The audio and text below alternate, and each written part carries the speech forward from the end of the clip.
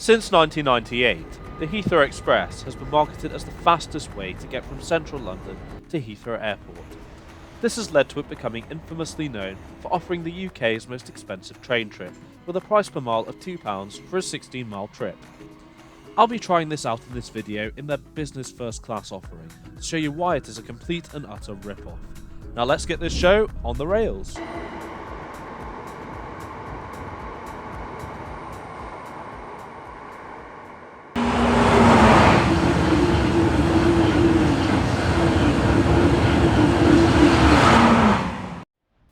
Good morning from London Paddington Station at the very early time of 6 AM.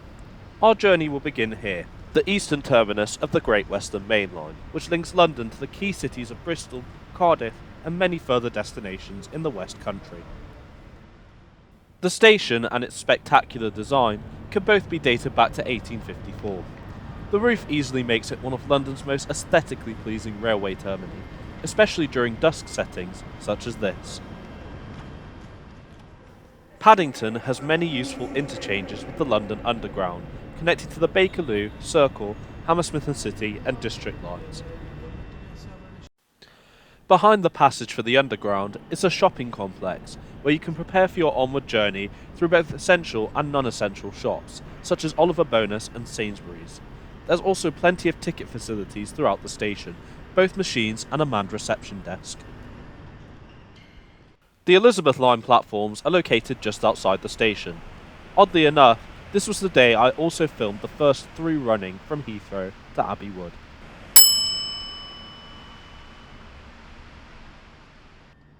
Paddington is mainly served by GWR on their routes to South Wales and the West Country, as well as local services in the Thames Valley. Do check out the link above for an example as to what they have to offer. In the meantime, we have a glimpse of our train today, which is a Heathrow Express Class 387 train. I do love how Heathrow Express have named each one after one of the major cities in the world, these two being named Dublin and Sydney, respectively. Oh wait, I'm getting a bit ahead of myself. Seems as though the train's about to leave. Let's head to the platform and board. I already have my e-ticket, so it's just a case of scanning on the barriers and heading into the platforms.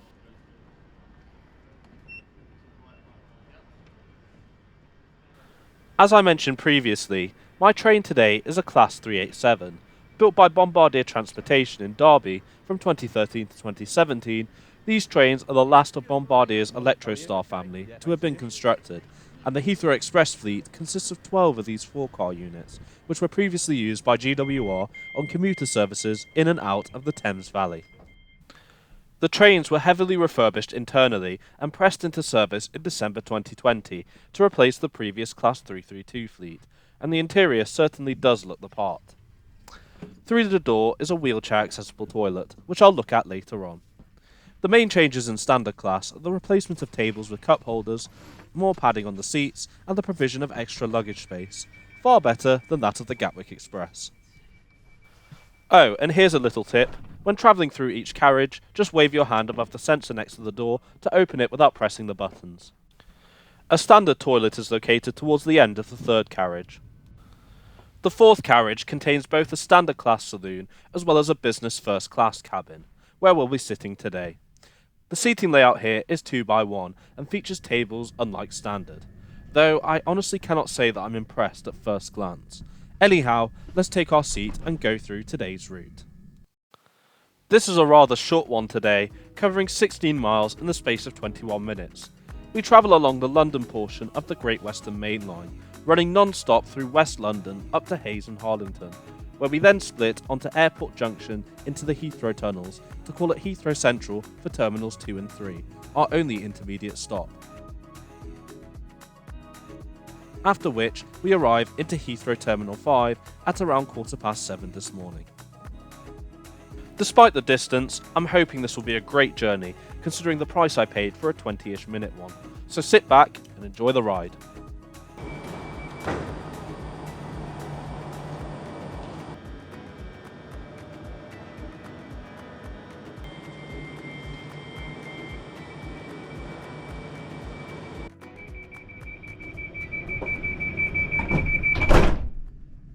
Our departure from Paddington Station is approximately 4 minutes late, owing to the poor weather conditions outside. Nevertheless, I'm hoping this delay should be made up en route, considering we're non-stop.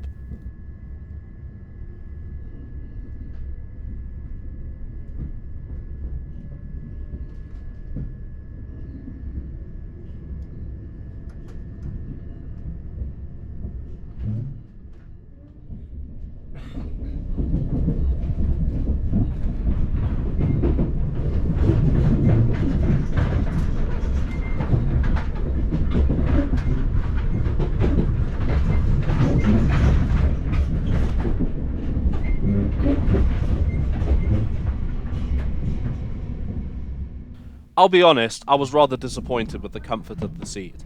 It could have been a lot better, especially for the price that I paid for the ticket. There are foldable armrests present on the end and in the middle of the seat, albeit not onto your right towards the window side. The seat pitch, as you'd be expected from a first-class product, is fairly generous, though it could be a lot better. The seat recline was rather disappointing as well, and didn't really aid much with the legroom. There is a lever just under the seat, which you pull and then slide your body forwards and backwards to operate. There are foldable trays on the back of each seat, with extendable portions like so. One thing I do have to give Heathrow Express credit for is the wooden decor. It really does suit the ambience of business first class in my opinion. There are also foldable tables, useful for those with reduced mobility. Whilst the trains did have power sockets before their refurbishment, the addition of USB sockets to go along with them is fairly new and is a welcome change, especially if you're just arriving in from the UK and don't have an adapter. There are coat hangers located just next to each window, and just above these is a reading light, albeit this is rather difficult to reach in my opinion. To the right is the principal reason why the Class 387s were brought in to replace the 332s. Heathrow Express formerly maintained the latter at Old Oak Common. However, the construction of the new HS2 station and line here meant that the depot had to be demolished, and Heathrow Express had to vacate to a new home. The Class 387s they now use are maintained at Reading, alongside the legacy GWR fleet. Old Oak Common still acts as a train maintenance facility, albeit for the Elizabeth Line Class 345 trains.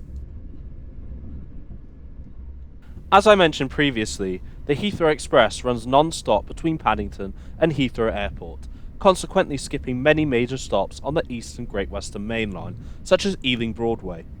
Normally, we would be running at the train's top speed of 110 miles an hour at this point. However, the adverse weather conditions have us capped close to 80. The passing of Hayes and Harlington indicates that we're about to divert off the main Great Western Main Line onto Airport Junction to eventually head in to the Heathrow Airport tunnels.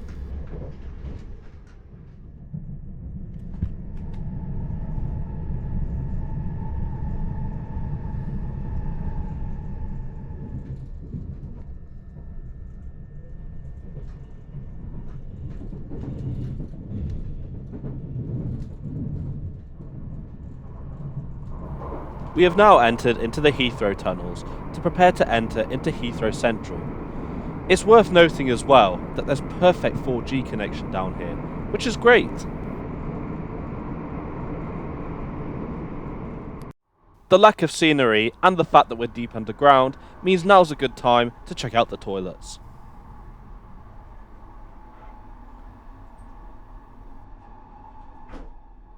Right, door locked, we can begin. My initial impressions are that the toilet is relatively clean, which I would expect given that this is one of the first services of the day. The soap is stocked well, the tap works well as it should. I really do hate the button operated system on these trains, as it really does restrict when you can and can't do things. And finally, the dryer works well as it should. Overall, I'd have to say I'd give the toilet a massive thumbs up. Right, time to go back to my seat and complete the journey to Heathrow Airport.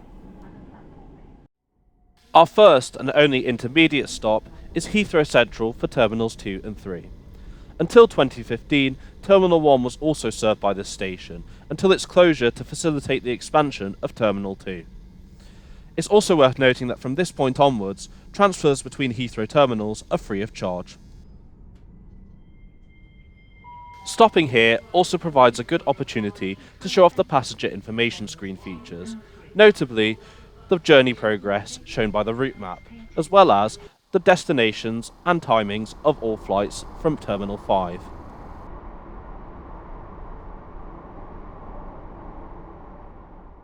As we depart Heathrow Central, I'll draw my conclusions. Even though this is aimed at the most affluent business travellers expensing journeys through that company, I honestly cannot recommend Heathrow Express's first class. The seats are uncomfortable, the service is next to nothing, and despite being the UK's most expensive rail journey until the 27th of March, when the Luton Dart opens in full, is poor value for money. Next time, I'll go for standard class, I reckon. Even if it is still worse than the previous Class 332s, it's definitely a lot better for both my wallet and my back. Well, that's it from me, guys, and welcome to Heathrow Airport.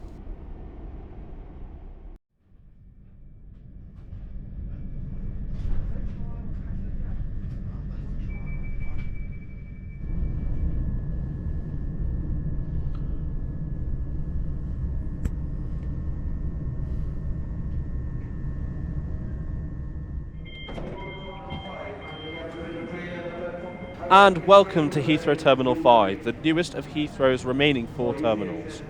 I really do hope you've enjoyed the video today, and thanks so much for coming along with me on this ride. If you did enjoy the video, please do give it a like as well as share it, as that really does help the channel to grow. If you're new to the channel and want to see more content such as this, why not consider subscribing as well as enabling notifications, as I now upload new videos every Friday at 5 PM.